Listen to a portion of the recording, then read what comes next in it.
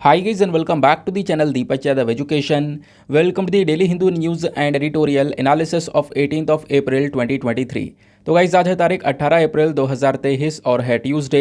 देखेंगे आज के द हिंदू कंप्लीट न्यूज़पेपर को एनालाइज करेंगे। बट लेक्चर में आगे बढ़ने से पहले अगर आप लोगों को इस लेक्चर का पीडीएफ चाहिए तो क्या करना है, सबसे पहले डाउनलोड करना है टेलीग्राम, देन उसके बाद जाके सर्च बॉक्स में टाइप करना Deepak Yadav education UPSC. As you can see guys आप लोगों को ये वाला चैनल मिल जाएगा, इस पर क्लिक करना और जाकर इस चैनल को ज्वाइन कर लेना। ज्वाइन करने से फ़ायदा क्या होगा, यहाँ पर डेली बेसिस पर लेक्चर का पीडीएफ मिल जाता है, डेली करंट अफेयर के वीडियो का पीडीएफ मिल जाता है और डेली बेसिस पर बहुत सारे डिजिटल नोट्स मिल जाते हैं। नाउ बढ़ते हैं आगे बढ़ने से पहले हमेशा की तरह हम लोग अपने लेक्चर को एक मैप के क्वेश्चन के साथ स्टार्ट करेंगे। तो आज आप सभी लोगों को मैप में जाकर देखना है, येमेन को काफ़ी चर्चा में है, इसको अच्छे से मैप में देखना है। देन उसके बाद आकर नीचे कमेंट सेक्शन में टाइप करना, जिससे कि आप लोग इसको लंबे समय तक याद रख पाओगे। साथ ही साथ एक क्वेश्चन सॉल्व करेंगे जो कि यूपीएससी प्रीवियस ईयर साल 2022 के प्रीलिम्स में पूछा गया था। डेली बेसिस पर हम लोग यहाँ पर एक प्रीवियस ईयर क्वेश्चन को भी सॉल्व करते हैं। क्वेश्चन क्या बोलता है, कंसिडर द फॉलोइंग स्टेटमेंट्स। आपको यहाँ पे दो स्टेटमेंट्स दिए गए हैं, बताना है कौन सा स्टेटमेंट सही है। पहला स्टेटमेंट बोलता है कि जो हमारे भारतीय संविधान है वो मिनिस्टर्स को अलग अलग 4 रैंक्स में क्लासीफाई करता है, जैसे cabinet minister, minister of state with independent charge, minister of state and deputy minister. तो क्या ये सही बात है?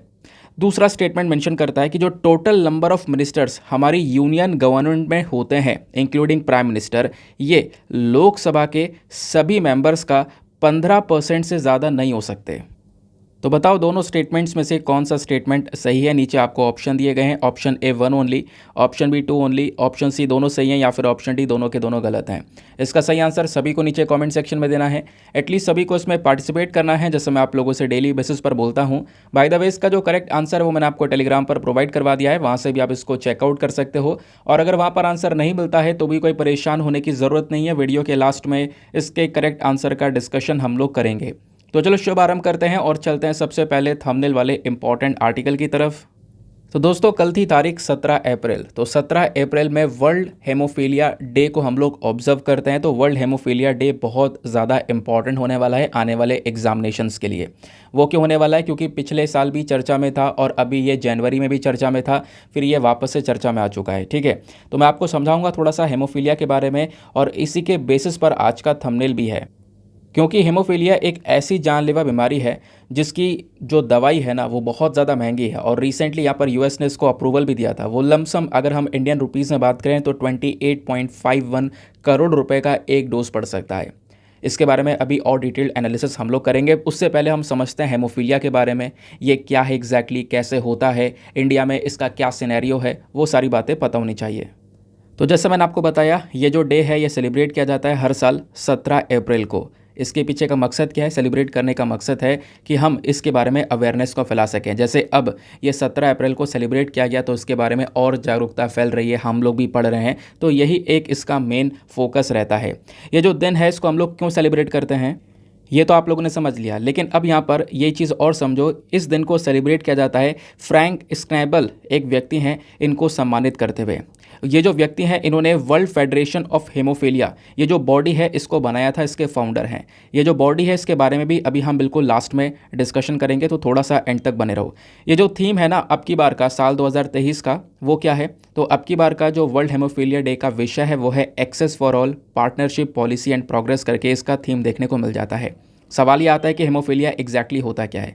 देखो, हेमोफीलिया एक ऐसी मेडिकल कंडीशन है जो कि बेसिकली कह सकते हो कि परिवार से परिवार में फैलती रहती है, मतलब कि एक जेनेटिक डिसऑर्डर है। फिर उसके बाद में अगर पेरेंट्स को है तो बच्चों में यहाँ पर हो जाता है, फिर आगे यहाँ पर इस प्रकार से फैमिली के अंदर ये जेनेटिकल प्रॉब्लम चलती रहती है। लेकिन एग्जैक्टली इसमें होता क्या है, देखो ये एक ऐसी कंडीशन है जहाँ पर जो एबिलिटी होती है ब्लड क्लॉटिंग की वो यहाँ पे बहुत कम हो जाती है। इसका मतलब क्या है कि मान लो बॉडी पे अगर आज कोई कट लगता है तो कट लगने के बाद में थोड़ा खून निकलेगा, खून निकले के बाद में ब्लड क्लॉटिंग हो जाएगी, जम जाएगा वो खून और खून रुक जाएगा, ऐसी तो होता है। लेकिन हेमोफीलिया अगर किसी को होता है ना, उसका जो हाल है हेमोफीलिया वाली कंडीशन में वो काफ़ी बुरा हो जाता है। होता एग्जैक्टली है कि अगर उसके कोई कट लगता है जो हेमोफीलिया से पीड़ित है तो उसकी ब्लड क्लॉटिंग नहीं हो पाती है। ब्लड क्लॉटिंग ना होने की वजह से लगातार जो खून है वो बहता रहता है, उसको रोकना बहुत मुश्किल हो जाता है और इसका कोई ट्रीटमेंट भी अभी तक अवेलेबल नहीं था। अभी खैर उस पॉइंट पर आगे आएंगे। तो यानी कि अगर कोई छोटी सी इंजरी भी हो जाती है, माइनर इंजरी भी हो जाती है, तो उससे बहुत ज़्यादा ब्लड लॉस हो जाता है। इसी को हम लोग हेमोफीलिया बोलते हैं। अब ये होता कैसे है? तो ये म्यूटेशन और चेंज की वजह से, यानी कि देखो हमारी बॉडी में जो जीन है ना, उन्हीं जीन में से एक जीन ऐसा है जो कि बॉडी को इंस्ट्रक्शन देता है कि जब भी कोई कट लगे तो यहाँ पर इस प्रकार से क्लॉटिंग करनी है, क्लॉटिंग करने के बाद में ब्लड को रोकना है। तो वो जो जीन है उसी के अंदर कुछ इस प्रकार के बदलाव हो जाते हैं हेमोफीलिया वाली कंडीशन में कि वो जीन प्रॉपरली काम नहीं करता। और ये जो बदलाव है, इस बदलाव की वजह से बॉडी के अंदर में जो क्लॉटिंग प्रोटीन है वो यहाँ पर रुक जाता है, यानी कि ब्लड क्लॉटिंग नहीं हो पाती है। और ये सही से काम नहीं करेगा तो ऑब्वियस सी बातें होगा क्या, लगातार बॉडी से ब्लड बहने लगेगा, चाहे वो एक छोटी सी इंजरी ही क्यों ना हो। अब ये जो जीन के बारे में हम बात करें, जीन कहाँ पर स्थित हैं, तो बॉडी के अंदर में एक्स क्रोमोसोम में यहाँ पर ये वाले जीन नज़र आते हैं। इस पॉइंट को भी ध्यान में रखना है, ठीक है। तो खासकर यहाँ पर इस बीमारी में जो जेनेटिक्स है उनका सबसे बड़ा इन्वॉल्वमेंट देखने को मिल जाता है। तो ऐसा ही होता है कि लगातार जब बच्चे पैदा होते हैं तो इस बीमारी के साथ में ही पैदा होते हैं। और स्टडीज़ ये भी बताती हैं कि जो मेन हैं, जो पुरुष हैं, उनमें ज़्यादातर हेमोफीलिया देखने को मिल जाता है, यानी ये वाली कंडीशन ज़्यादा पुरुषों में होती है as compared to the women. Plus ये एक रेयर डिजीज़ है। रेयर डिजीज़ मतलब क्या होता है कि लमसम यहाँ पर 10,000 लोगों में से केवल एक व्यक्ति को ये बीमारी हो रही है, तो वो रेयर डिजीज़ है। तो 10,000 में से केवल एक व्यक्ति यहाँ पर इस बीमारी के साथ में पैदा हो रहा है आज के समय में। ना हेमोफीलिया के भी अलग अलग प्रकार हैं, जैसे एक होता है हेमोफीलिया ए और दूसरा होता है हेमोफीलिया बी। तो दोनों के बीच में डिफरेंस भी आपको पता होना चाहिए। जो हेमोफीलिया ए है ये सबसे कॉमन वाला है, मतलब ज़्यादातर जो लोगों को होता है वो यही वाला हेमोफीलिया ए होता है। इसमें क्या होता है, इसमें यहाँ पर जो पर्सन है ना, उसके पास में जो क्लॉटिंग फैक्टर 8 है वो प्रॉपरली होता नहीं है उसके बॉडी में, यानी वही खून को जमाने वाला जो फैक्टर है, फैक्टर नंबर 8, वो उसके बॉडी में नहीं होता है, प्रॉपर मात्रा में नहीं होता है जितना होना चाहिए था, ठीक है। तो वो हेमोफीलिया ए वाली कंडीशन होती है। फिर हेमोफीलिया बी जो है ये बहुत कम ही लोगों में दिखाई पड़ता है, और इसमें क्या होता है, इसमें अगेन एक और क्लॉटिंग फैक्टर है, वो है फैक्टर 9, उसकी कमी हो जाती है, वो प्रॉपर रिक्वायरमेंट में नहीं होता, ठीक है। तो दोनों के बीच में डिफरेंस ध्यान रखना। आपसे स्टेटमेंट वाइज क्वेश्चन पूछा जा सकता है और कन्फ्यूजन क्रिएट करने के लिए दोनों को एक्सचेंज भी किया जा सकता है। तो हेमोफीलिया ए में फैक्टर 8 का बहुत बड़ा रोल है और हेमोफीलिया बी में फैक्टर 9 का बहुत बड़ा रोल है, ठीक है। फिर उसके बाद में हेमोफीलिया ए जो है ना, ये एक ऐसी कंडीशन जो कि अगर 5,000 बच्चे जन्म ले रहे हैं तो उनमें से एक व्यक्ति को देखने को मिलता है। और हेमोफीलिया बी और ज़्यादा रेयर है, और ज़्यादा मुश्किल से बीमारी आती है। लगभग 20,000 अगर बच्चे जन्म ले रहे हैं तो उनमें से किसी एक को यहाँ पर होता है। तो मतलब हेमोफीलिया ए और बी, इनमें से भी जो रेयर डिजीज़ है जो बहुत मुश्किल से हो रही है वो यहाँ पर बी वाले कंडीशन देखने को मिल जाता है। सवाल यह है कि इसके लक्षण क्या है। लक्षण यह है कि कोई खरोच लगती है तो बहुत ज़्यादा खून निकलने लगेगा, है ना, और वो खून रुकने का नाम नहीं लेगा। उसके बाद में मसल्स में ब्लीडिंग होना, जॉइंट्स में ब्लीडिंग होना, प्लस उसके बाद में बॉडी के अंदर ब्लीडिंग हो रही है, इनसाइड द बॉडी यहाँ पर ब्लीडिंग हो रही है, उसके पीछे का कोई कारण नहीं पता है। या फिर यहाँ पे कोई कट लग गया, उसके बाद बहुत देर तक खून निकल ही रहा है। या फिर दांत अगर निकल गया है, दांत टूट गया तो उसके बाद भी खून निकल रहा है लगातार, सर्जरी करवाने के बाद लगातार ब्लीडिंग हो रही है। तो इसको यहाँ पर बोला जाता है हेमोफीलिया के सिम्टम्स, ठीक है। अब इंडिया का सिनेरियो क्या है इस कंडीशन में, देखो वर्ल्ड फेडरेशन ऑफ हेमोफीलिया जो कि उन पर्सन ने बनाया है जिनके ऑनर में यहाँ पर ये दिन सेलिब्रेट किया जाता है। अभी हमने जो स्टार्टिंग में डिस्कस किया था, याद आ रहा होगा। तो ये जो बॉडी है इसके रेफरेंस में बात करें तो ये सर्वे कंडक्ट करता है, 2017 के उन्होंने सर्वे किया और सर्वे के अंदर ये बताया कि कंट्री वाइज बात करें तो इंडिया कहीं ना कहीं यहाँ पर सबसे ज़्यादा हेमोफीलिया रखने वाला कंट्री बन रहा है, यानी कि सबसे ज़्यादा बीमारी यहाँ पर इस देश में नज़र आ रही है हेमोफीलिया वाली, लगभग 19,000 के आसपास। और प्रॉब्लमेटिक चीज़ यहाँ पर यह है कि ये बीमारी जो 19,000 20,000 जो पता चल रही है ना, वो रजिस्टर्ड हैं, जिनके बारे में प्रॉपरली रजिस्ट्रेशन हो चुका है, पता चल चुका है कि हाँ इनको हेमोफीलिया है। काफ़ी सारे लोग ऐसे हैं जो कि अनरजिस्टर्ड है, जिनके बारे में कुछ पता ही नहीं है। तो अगर उनकी भी काउंटिंग, अगर एक एस्टिमेशन अंदाज़ा करने लगे तो लाखों के ऊपर यहाँ पर बीमारी पहुँच जाती है, ठीक है। फिर मैंने आपको स्टार्टिंग बोला ही था कि वर्ल्ड फेडरेशन ऑफ हेमोफीलिया के बारे में आखिरी में डिस्कस करेंगे, तो ये पॉइंट भी ध्यान रखना, प्रीलिम्स के लिए बहुत इंपॉर्टेंट है ये, ठीक है। तो ये जो बॉडी है ये एक international not for profit organisation है। प्रॉफिट कमाने का इसका कोई मकसद नहीं है। इसको 1963 में बनाया गया था। वर्ल्ड हेल्थ ऑर्गेनाइजेशन ने इसको ऑफिशियली रिकग्निशन दे रखा है। इसका मेन मकसद क्या है, लोगों की केयर करना, खासकर यहाँ पर जो लोग पैदा हो रहे हैं ब्लीडिंग डिसऑर्डर्स के साथ में, यानी कि वही प्रॉब्लम, यानी कि ब्लड क्लॉटिंग नहीं हो पा रही है बॉडी में, हेमोफीलिया वाली कंडीशन, तो उनकी यहाँ पर केयर करना, उनके अंदर एक इम्प्रूवमेंट करने का मकसद इसका मिशन है। ठीक है, तो ये था यहाँ पे पूरा का पूरा complete article. I hope guys आपको इसके रिगार्डिंग क्लैरिटी मिल चुकी है। कोई भी क्वेश्चन आएगा किसी भी एग्जाम में आएगा इस टॉपिक से रिलेटेड, आप उसको हैंडल कर पाओगे। चलो अगले आर्टिकल पर आते हैं। नेक्स्ट आर्टिकल आपको फ्रंट पेज पर नज़र आ रहा होगा, ये वाला। अच्छा एक सेकंड, अभी आर्टिकल पूरा नहीं हुआ है। अभी तो टॉपिक में यानी थंबनेल में एक चीज़ और लिखी हुई थी कि जो दवाई है वो कितनी महंगी है। अच्छा हुआ याद आ गया। तो लगभग मैंने 2 जनवरी को ये आर्टिकल कवर भी किया था, आपको याद आ रहा होगा। तो अभी रिसेंटली देखो, वैसे इसका कोई ट्रीटमेंट वगैरह प्रॉपर नहीं है, रिप्लेसमेंट थेरेपी की जा सकती है, बट वैसा कोई प्रॉपर ट्रीटमेंट नहीं देखने को मिलेगा। तो हुआ क्या, कुछ टाइम पहले एक प्रॉपर ट्रीटमेंट लेकर आया गया, और वो थी एक दवाई जो कि कह सकते हो दुनिया की सबसे महंगी दवाई है, वर्ल्ड्स मोस्ट एक्सपेंसिव मेडिसिन। लगभग कितने कॉस्ट की पड़ेगी, 3.5 मिलियन डॉलर्स की, यानी एक डोज लगभग 28 करोड़ रुपए का पड़ेगा। उस दवाई का नाम क्या है, उस दवाई का नाम है हेमजेनिक्स। ठीक है, यहाँ पे लिखा हुआ है हेमजेनिक्स। उस दवाई का नाम है हेमजेनिक्स। ये दुनिया की सबसे महंगी दवा है। एक खुराक का खर्चा लगभग 28 करोड़ का है, और ये यहाँ पर हेमोफीलिया की कंडीशन को ठीक कर सकता है। यूएसए ने अभी 2 महीने पहले इसको अप्रूवल दिया था, जिस वजह से यहाँ पर ये चर्चा में था। क्लियर हुआ? नाउ अब आते हैं हम लोग अपने अगले वाले टॉपिक पर।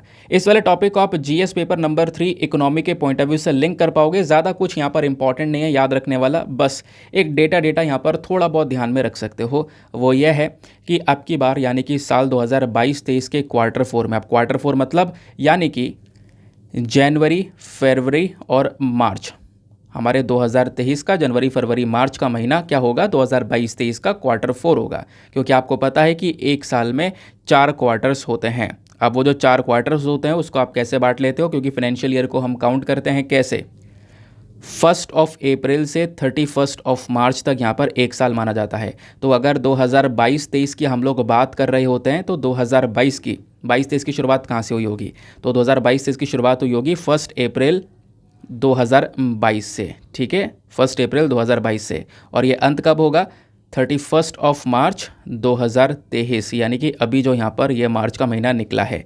ठीक है, अब इस 1 अप्रैल से 31 मार्च के बीच में जितने ही महीने, जो 12 महीने हैं, इसको आप 3-3 करके 4 क्वार्टर में डिवाइड कर दो, यानी अप्रैल, मई, जून। अप्रैल, मई, जून का एक क्वार्टर हो गया। फिर उसके बाद में जुलाई, अगस्त, सितंबर, अक्टूबर, नवंबर, दिसंबर, जनवरी, फरवरी, मार्च। तो इस प्रकार से 3-3 महीने के 4 क्वार्टर्स हो गए।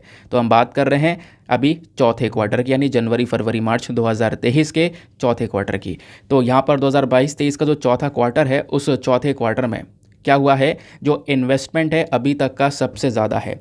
अब आप बहुत क्लियर समझ पाओगे। इस वजह से मैंने आपको ये बेसिक सा फंडा बताया था, क्योंकि अभी भी काफ़ी सारे लोग ऐसे होते हैं ना, उनको मतलब एक थोड़ा सा जो बेसिक है उसमें भी यहाँ पर थोड़ी क्लैरिटी नहीं हो पाती है, तो उसके बारे में थोड़ा सा यहाँ पर आपको एक्सप्लेन कर दिया गया है।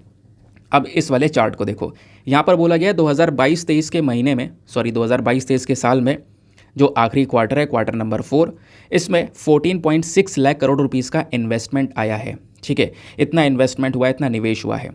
ठीक है, अब यहाँ पर आप ये 2 बार देख रहे होंगे, एक है लाइट ब्लू कलर की, एक यहाँ पर लाइट ब्लू कलर की, एक स्काई ब्लू कलर की, और उसके बाद यहाँ पर एक डार्क ब्लू कलर है। तो ये क्या क्या डिनोट करता है, तो यहाँ पर एक गवर्नमेंट को डिनोट करता है, और लाइट ब्लू यहाँ पर प्राइवेट सेक्टर को डिनोट करता है, और गवर्नमेंट और प्राइवेट का टोटल जो है वो डार्क ब्लू के अंदर में दिखाया गया है। तो 2022-23 का जो Q1 है, यानी कि अप्रैल, मई, जून की बात कर रहे हैं 2022 के, तो वहाँ पर आप देखोगे जो इन्वेस्टमेंट है वो कितना कितना आया है। इधर गवर्नमेंट की साइड से इन्वेस्टमेंट आपको 2.2 लाख करोड़ का देखने को मिलेगा, और इधर यहाँ पर प्राइवेट इन्वेस्टमेंट 3.7 लाख करोड़ का, यानी कि टोटल 5.9 लाख करोड़ का Q1 में इन्वेस्टमेंट हुआ था। Q2 में ये 8.8 हो गया, Q3 में 7.7 हो गया, और Q4 में ये इन्वेस्टमेंट 14.6 लाख। तो वही बताया गया कि अभी तक का सबसे ज़्यादा इन्वेस्टमेंट 2022-23 का वो अभी Q4 में नज़र आया है। ठीक है, कहाँ पे आया सबसे ज़्यादा मैन्युफैक्चरिंग इन्वेस्टमेंट देखने को मिला है, ये यहाँ पर बताया गया। उसके बाद में नेक्स्ट टॉपिक, इस टॉपिक को भी मैं ज़्यादा डिटेल में डिस्कस नहीं करूँगा, आने वाले समय पर इसके ऊपर कुछ एडिटोरियल पब्लिश होंगे आने वाले समय पर, तो मैं आपको वहाँ पे और डिटेल से बताऊँगा सेम सेक्स मैरिज के बारे में। अभी परसों ही वैसे मैंने आर्टिकल डिस्कस किया है, संडे में मैंने आपको ये समझाया था, बिल्कुल थंबनेल भी इसके बारे में लगाया था। तो हो क्या रहा है, पहले मैं आपको एक मैटर समझा देता हूँ, फिर अभी केंद्र सरकार ने क्या बोला है सुप्रीम कोर्ट से, वो मैं आपको एक जो न्यूज़ है वो एग्जैक्टली बता देता हूँ। देखो, सेम सेक्स मैरिज, समलैंगिक विवाह की बात हो रही है। अब सेम सेक्स मैरिज की ना इंडिया में मांग की जा रही है। पिछले कुछ समय में क्या हुआ, बहुत सारे अलग अलग कोर्ट के अंदर में बहुत सारी पिटीशंस डाली गई, और उन पिटीशंस के अंदर मांग की गई है कि इंडिया में सेम सेक्स मैरिज को एक लीगली जो एक्सेप्टेंस है वो मिलना चाहिए, यानी कानूनी तौर पर मान्यता इसको देनी चाहिए, लीगल रिकग्निशन देना चाहिए। ये मांग यहाँ पर की जा रही है लंबे समय से। अब सुप्रीम कोर्ट ने क्या किया, पिछले कुछ महीने पहले की बात है, सुप्रीम कोर्ट ने सारी की सारी जो पिटीशंस फैली पड़ी हैं उन सबको इकट्ठा अपने पास में ट्रांसफ़र कर लिया। अब सुप्रीम कोर्ट के पास में वो सारी की सारी पिटीशंस चली गई। सुप्रीम कोर्ट ने बोला इस केस को मैं हैंडल करूँगा, मैं देखूंगा, और मान्यता देनी होगी तो यहाँ पे हम लोग देखेंगे किस प्रकार से देनी है। सुप्रीम कोर्ट कल इस केस की सुनवाई कर रहा था। अब केंद्र सरकार से बातचीत चल रही थी, तो केंद्र सरकार यहाँ पर बीच में आती है और केंद्र सरकार ने यहाँ पर क्या बोला है। केंद्र सरकार ने बोला है the court should not try judicially to create a new social institution, यानी कि जो आजकल के समय पर देखो ये जो मैरिज, जो शादी हो रही है ना, वो यहाँ पर अपने आप में एक कह सकते हो कि कॉन्सेप्ट जो कि सभी जगह पर यहाँ पे किया जा रहा है। तो सरकार यहाँ पे बोलती है कोर्ट से कि देखो आपको कोई अलग से एक और इंस्टीट्यूशन क्रिएट करने की ज़रूरत नहीं है कि आप सेम सेक्स मैरिज को भी यहाँ पर मान्यता दे दो। तो सीधा सीधा मैं आपको बता दूं कि central government same sex marriage के बिल्कुल खिलाफ में चली गई है, और साथ ही साथ इनसे ये भी बोला है कि जो जजेस हैं, जजेस का काम यहाँ पर ये नहीं है कि आप यहाँ पर लॉज बनाओ। जजेस का काम यहाँ पर ये नहीं देखने को मिलता कि आप यहाँ पर इस मैटर के अंदर में कोई कानून वगैरह बनाओ। तो इनको ये जो मैटर है वो पार्लियामेंट के ऊपर छोड़ देना चाहिए। पार्लियामेंट यहाँ पर डिसाइड करेगा ये जो मैरिज है इसको, ये जो अलग प्रकार की मैरिज है इसको सोशल रिकग्निशन या रिकग्निशन मिलना चाहिए या नहीं मिलना चाहिए। क्योंकि अभी भी सोसाइटी में बहुत सारे लोग हैं जो कि यहाँ पर इस मैरिज को, सेम सेक्स मैरिज को जो सोशली और रिलीजियसली एक्सेप्ट नहीं करने वाले, तो वो चीज़ यहाँ पर मेंशन की गई है किसकी साइड से, गवर्नमेंट की साइड से। तो अभी सुप्रीम कोर्ट इसके ऊपर फोकस कर तो रहा था, बट सरकार ने यहाँ पर इसको पूरी तरह से ओपोज कर दिया है। ठीक है, तो ये यहाँ पर इस छोटे से आर्टिकल में बोला गया। अब आने वाले समय पर और टॉपिक्स इसके ऊपर पब्लिश होते रहेंगे, तो मैं आपको एक डिटेल इन्फॉर्मेशन, एक प्रॉपर चार्ट प्रोवाइड करवा दूंगा कि एग्जैक्टली इस टॉपिक में अगर कुछ लिखने को आता है तो आपके पास में क्या क्या कंटेंट होना चाहिए। थोड़े दिन वेट करो, पक्का एक ना एक एडिटोरियल आने वाला है। इतना एक्सपीरियंस है लंबे समय से ये न्यूज़पेपर एनालिसिस करते करते। ठीक है ना दोस्तों, आगे बढ़ने से पहले मेक श्योर करना वीडियो पे जो लाइक का बटन है उसको प्रेस कर देना। एक छोटा सा टारगेट है हमारा 5K प्लस लाइक्स का, जिसको आप अचीव करवा सकते हो। साथ ही साथ में मेरे साथ में इंस्टाग्राम पे कनेक्ट कर सकते हो। इंस्टाग्राम पे जाना, सर्च बॉक्स में लिखना दीपक यादव एजुकेशन, आपको ये प्रोफाइल मिलेगा जहाँ पे 12,000 से ज़्यादा लोग जुड़ चुके हैं। आप भी मेरे साथ में पर्सनली जुड़ सकते हो। ना वापस आते हैं अपने न्यूज़पेपर पर। जो अगला आर्टिकल है, अगेन ये भी रेलिवेंट होने वाला है। इसको GS paper number 2 international relation के साथ में आप लिंक कर सकते हो, और जीएस पेपर नंबर 3 इकोनॉमी के पर्सपेक्टिव से भी इसको जोड़ा जा सकता है। कैसे, वो अभी हम समझेंगे। बात की जा रही है इंडिया और रशिया के बीच में। देखो यहाँ पे हमारे एक्सटर्नल अफेयर मिनिस्टर हैं एस जयशंकर साहब, इधर यहाँ पे रशिया के डेप्यूटी प्राइम मिनिस्टर आपको ये दिख रहे होंगे। इनका नाम थोड़ा टिपिकल सा है, ये लिखा हुआ है। ठीक है, तो कल यहाँ पर ये आपस में बैठकर बातचीत करते हैं, और आज भी इस प्रकार की बातचीत होने वाली है, जहाँ पर रशिया ने मांग की है कि जो देखो इंडिया रशिया के बीच में जो व्यापार हो रहा है ना, ये व्यापार कहीं ना कहीं इंडिया इस व्यापार में घाटे में जा रहा है। अब घाटे में क्या जा रहा है, देखो इन द सेंस यहाँ पे क्या बात की जा रही है। पिछले कुछ समय में इंडिया ने रशिया से बहुत सारा तेल परचेज़ करना स्टार्ट किया, और बहुत सारा डिस्काउंटेड वे में हम लोगों ने तेल को परचेज़ किया भी। तो कहीं ना कहीं यहाँ पर इंडिया रशिया के साथ में अगर हम व्यापार देखें तो व्यापार में इंडिया इंपोर्ट तो बहुत ज़्यादा कर रहा है, इंपोर्ट बहुत ज़्यादा कर रहा है, एक्सपोर्ट बहुत कम कर रहा है। तो उसी चीज़ को बैलेंस करने के लिए यहाँ पर रशिया और इंडिया आपस में मिलकर बातचीत कर रहे हैं कि जो व्यापार है उसको बैलेंस किया जाए। क्योंकि रशिया भी इंपोर्ट बहुत कर रहा है, तो उसको बैलेंस कैसे, इंडिया भी इंपोर्ट बहुत कर रहा है रशिया से, तो उसको बैलेंस कैसे किया जाए। बैलेंस इसी तरीके से हो पाएगा जब रशिया भी इंडिया से कुछ ना कुछ खरीदेगा। तो उसी के बारे में डिस्कशन किया गया कि जो ये ट्रेड है उसको हम करना चाहते हैं बराबर, जैसे चाइना के साथ में यहाँ पर इन्होंने ट्रेड को बराबर किया है, ऐसा यहाँ पर इस आर्टिकल में मेंशन किया गया कि चाइना के साथ में रशिया का जो ट्रेड है वो 50:50 का हो चुका है। $200 बिलियन का अगर व्यापार चल रहा है तो इसमें यहाँ पर दोनों को बराबर का फ़ायदा हो रहा है। तो उसी के ऊपर में यहाँ पर फोकस किया गया है कि अभी रशिया के ऊपर में वैसे ही वेस्टर्न साइड से काफ़ी सारे सैंक्शंस लगे हुए हैं, रशिया कोई व्यापार नहीं कर पा रहा है, स्विफ्ट से बाहर है, डॉलर का यूज़ नहीं कर पा रहा है, तो वैसे ही काफ़ी सारी प्रॉब्लम्स हैं। ठीक है, तो इसी दौरान यहाँ पे क्या होता है, रशिया और इंडिया का जो इंटर गवर्नमेंट कमीशन है इसकी मीटिंग होती है, 24वीं मीटिंग थी, और ये 24वीं मीटिंग अभी चल रही है। आज भी यहाँ पर ये बातचीत होने वाली है। तो आज जो डिस्कशन होगा वो लगभग बोला जा रहा है डिफेंस के पर्सपेक्टिव से किया जाएगा, energy, agriculture, cooperation between 2 countries, इन टॉपिक्स को यहाँ पर लगातार देखने वाले हैं, ऐसा बोला गया है।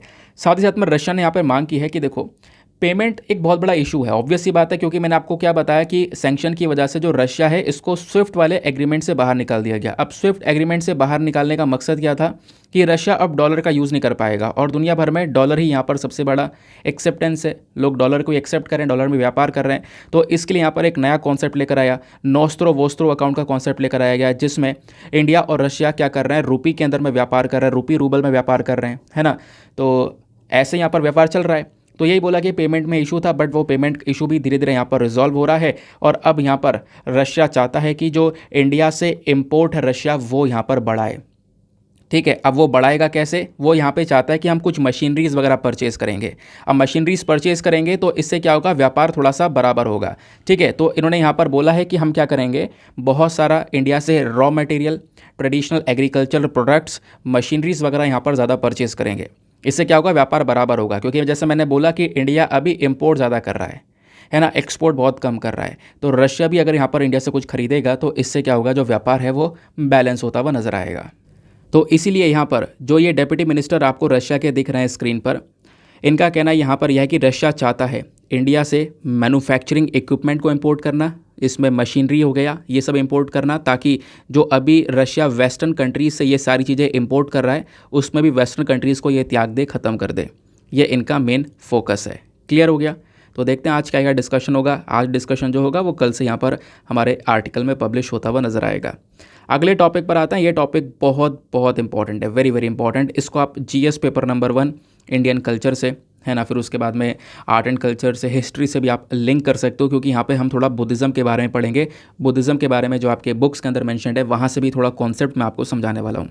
तो हुआ क्या है कि भारत अभी यहाँ पर एक समिट को होस्ट करेगा और वो जो समिट है वो टोटली बुद्धिज़्म के ऊपर होने वाली है। तो वो समिट कब होने वाली है, 20 अप्रैल और 21 अप्रैल, ये 2 तारीख में यहाँ पर इस समिट चलेगी। और इस समिट को कहाँ पे रखा गया है, भारत के न्यू दिल्ली में रखा गया है। और लगभग 30 अलग अलग देश हैं, क्योंकि बुद्धिज़्म अब दुनिया भर में फैल चुका है। आपको पता है इंडिया से यहाँ पर बुद्धिज़्म ओरिजिन हुआ था, है ना, फिर उसके बाद में धीरे धीरे करके वर्ल्ड में फैल गया। अब बोला ये जा रहा है कि लगभग 30 जो अलग अलग देश हैं वो यहाँ पे इस समिट के अंदर में पार्टिसिपेट करने वाले हैं।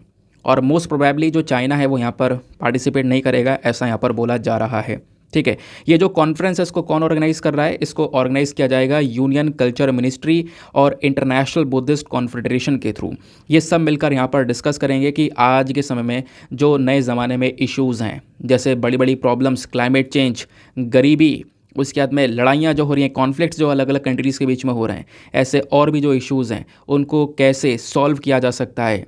क्योंकि ये सारी बातें आपको अलग से बुद्धिस्ट टीचिंग्स में, प्रैक्टिसेस में, यानी कि जो बुद्धा की टीचिंग्स हैं उसके थ्रू हम कैसे इन प्रॉब्लम्स को सॉल्व कर सकते हैं, वो सारा डिस्कशन इस समिट में किया जाएगा। तो लगभग 170 से ज़्यादा जो ग्रुप्स हैं, मेंबर्स हैं, वो सब यहाँ पर आने वाले हैं। Mexico, Cambodia, Laos, Thailand, Japan और भी कई कंट्रीज से यहाँ पर लोग आने वाले हैं। और इंडिया से भी काफ़ी सारे लोग यहाँ पर होने वाले हैं, जो कि नेशनल कैपिटल में पूरा का पूरा समिट को ऑर्गेनाइज़ करेंगे। ठीक है, इसके अंदर में बहुत सारे स्कॉलर, मॉन्क, डिप्लोमेट्स, उसके बाद में जो बुद्धिस्ट ऑर्गेनाइजेशन के मेंबर्स हैं वो सभी लोग यहाँ पर पार्टिसिपेट करेंगे और डिस्कशन करेंगे। ठीक है, फिर यहाँ पे हमारे प्राइम मिनिस्टर जो हैं इस पूरे होस्ट की शुरुआत करने वाले हैं। प्रधानमंत्री मोदी यहाँ पर इस डिस्कशन की शुरुआत करेंगे, इसका उद्घाटन करेंगे, ऐसा यहाँ पर मेंशन किया जा रहा है। काफ़ी सारे थीम हैं जिसके ऊपर, यानी काफ़ी सारे टॉपिक्स हैं जिसके ऊपर डिस्कशन किया जाएगा, जैसे बुद्धा पीस के ऊपर में, उसके बाद में एनवायरमेंटल क्राइसिस, हेल्थ और सस्टेनेबिलिटी, है ना, जो नालंदा बुद्धिस्ट ट्रेडिशन है उसको कैसे हम और ज़्यादा प्रिजर्व कर सकते हैं, बचा सकते हैं, बुद्धिस्ट पिलग्रिमेज, इन सब चीज़ों के ऊपर डिस्कशन करने वाले हैं। ठीक है, साथ ही साथ बोला गया कि देखो अब बुद्धिज़्म का एक पूरा समिट हो रहा है, तो दलाई लामा प्रेजेंट ना हो तो यहाँ पर बात बनेगी नहीं। तो क्या दलाई लामा आने वाले हैं? तो देखो बोला ही जा रहा है कि दलाई लामा हो सकता है कि इस इवेंट को अटेंड ना करें, क्योंकि अभी 20-21 अप्रैल को होने वाला है और हेल्थ इश्यूज़ से यहाँ पर वो गुजर रहे हैं, उनकी हेल्थ ज़्यादा अच्छी नहीं है। तो इस वजह से यहाँ पर प्रोबेबली यहाँ पर मेंशन किया जा रहा है कि वो इस समिट को अटेंड ना करें। ठीक है, तो ये था यहाँ पर पूरा का पूरा आर्टिकल जो कि आप लोगों ने अभी समझा। लेकिन अब क्या करना है, इस आर्टिकल के बेसिस पर थोड़ा सा अपना किताब को झांकना है और वहाँ पर बुद्धिज़्म के बारे में जो चीज़ें हैं वो पढ़नी है। ठीक है, चलो यहाँ पर थोड़ा सा मैं आपको बुद्धिज़्म के बारे में बताऊँगा, ज़्यादा नहीं बताऊँगा, लेकिन कुछ इंपॉर्टेंट चीज़ें बताऊँगा, क्योंकि यूपीएससी का ये फेवरेट टॉपिक है। यहाँ से बहुत सारे क्वेश्चन हर साल आते हैं। ठीक है, तो पहले हम समझेंगे बुद्धिज़्म का ओरिजिन कहाँ से हुआ, यानी स्टार्ट कहाँ से हुआ। तो बुद्धिज़्म इंडिया में स्टार्ट हुआ था लगभग आज से 2600 ईयर्स एगो, 2600 साल पहले। और फिर इस यहाँ पर बुद्धिज़्म ने तेज़ी से यहाँ पर जो ग्रोथ है वो पकड़ी और इसके बाद में बहुत सारे जो लोग हैं उनकी जो लाइफ है पूरी तरह से बदल दी है। और अब जो है ना, जैसे इंडिया में ओरिजिन हुआ, कब ओरिजिन हुआ ये हमने समझा, लेकिन आज के समय में ये एक बहुत इंपॉर्टेंट रिलीजन बन चुका है साउथ और साउथ ईस्टर्न एशियन कंट्रीज़ में। कैम्बोडिया, लाओस, ये जो साउथ ईस्ट एशियन कंट्रीज़ है ना, यहाँ पर बहुत इंपॉर्टेंट रिलीजन ये बन चुका है बुद्धिज़्म। ये जो रिलीजन है ये पूरा का पूरा टीचिंग्स के ऊपर बेस्ड है, यानी कि बुद्धा की जो टीचिंग्स है उन्होंने जो सिखाया है उन्हीं चीज़ों के ऊपर यहाँ पर ये बेस्ड हैं। जो सिद्धार्थ गौतम जी हैं, है ना, वो यहाँ पर कह सकते हो कि उनके लाइफ एक्सपीरियंसेस, उनकी टीचिंग्स के ऊपर यहाँ पर ये सारी चीज़ें बेस्ड हैं। सिद्धार्थ गौतम जी, इनका जन्म हुआ था 563 BC में, ठीक है, तो ये यहाँ पर आपको डेटिंग थोड़ी बहुत ध्यान में रखनी है। फिर उसके बाद में बोला गया है कि देखो इनका जन्म एक रॉयल फैमिली में हुआ था, साके वंश में, यहाँ पर इस क्लान में इनका जन्म हुआ था, जो कि यहाँ पे लुम्बिनी में हुआ करता था। लुम्बिनी जो कि इंडिया नेपाल के बॉर्डर पर आज भी स्थित है, लुम्बिनी जो कि नेपाल में आज भी आपको देखने को मिल जाएगा, जहाँ पर एग्जैक्टली सारी चीज़ें एज इट इज़ बनी हुई हैं, जहाँ जहाँ पर गौतम बुद्ध जी का जन्म हुआ था, ठीक है, वो सारी चीज़ें यहाँ पर एज इट इज़ बनी हुई हैं, वो घर वगैरह सब कुछ यहाँ पे प्रोटेक्शन में रखा गया है। फिर उसके बाद में बोला जा रहा है कि जब ये बड़े हुए तो 29 की एज में इन्होंने अपना घर वगैरह छोड़ दिया। इतना सब कुछ था इनके पास में, लाइफस्टाइल एक बेहतरीन थी, मतलब अच्छे खासे यहाँ पर परिवार से आ रहे थे। क्या हुआ, सब कुछ यहाँ पर इन्होंने रिजेक्ट कर दिया। रिजेक्ट करने के बाद में इन्होंने एस्टिसिज्म को यहाँ पर लाइफस्टाइल बनाया, यानी जो भी अटैचमेंट वगैरह था, एडिक्शन था, वो सारी चीज़ें यहाँ पर इन्होंने त्याग कर दिया उनका, ठीक है। एक सेल्फ डिसिप्लिन की जो लाइफ हो यहाँ पर जीना स्टार्ट किए। और उसके बाद में 49 डेज़, ध्यान रखना कितने, लगभग 49 डेज़ तक लगातार इन्होंने मेडिटेशन किया। और मेडिटेशन करने के बाद में यहाँ पर इनको एक एनलाइटमेंट की प्राप्ति होती है।